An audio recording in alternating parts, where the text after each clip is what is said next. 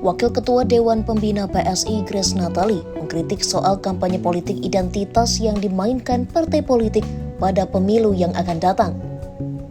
Ia menyayangkan adanya praktik politik identitas yang membuat masyarakat terbuai sehingga melupakan aspek penting untuk membangun bangsa. Grace juga meminta masyarakat untuk tidak mudah dibohongi oleh politik identitas karena menurutnya Indonesia ditakdirkan berbeda-beda namun tetap memiliki tujuan yang sama.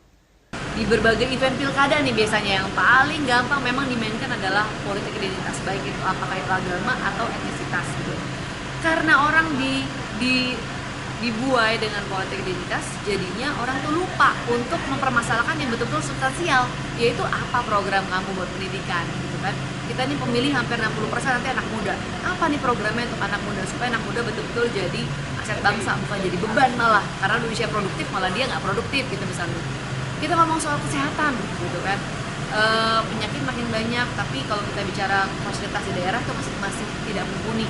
Nah ini nggak diomongin, yang diomongin cuman pilihlah yang seagama, pilihlah yang satu sama-sama putra daerah misalnya. Kan jadi orang diajak tidak berpikir kritis gitu kan, yang rugi kita juga gitu.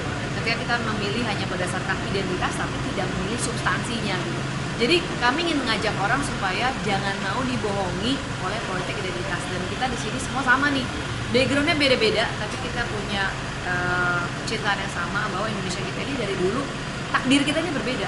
Jadi jangan menolak takdir kita, malah justru kita pakai perbedaan itu sama-sama membangun bangsa. Sebelumnya PSI melakukan pertemuan dengan Keuskupan Agung Makassar guna berkonsultasi dengan pastor dari Keuskupan Agung mengenai politik identitas yang digelorakan partai politik. Menurut Grace, saat ini aspek solidaritas mulai menurun dalam kontestasi politik. Ia menyebut saat ini partai politik lebih menonjolkan perbedaan. Bahkan, Grace mengatakan belakangan ada partai politik yang dengan terang-terangan menyatakan akan memainkan politik identitas pada pemilu mendatang.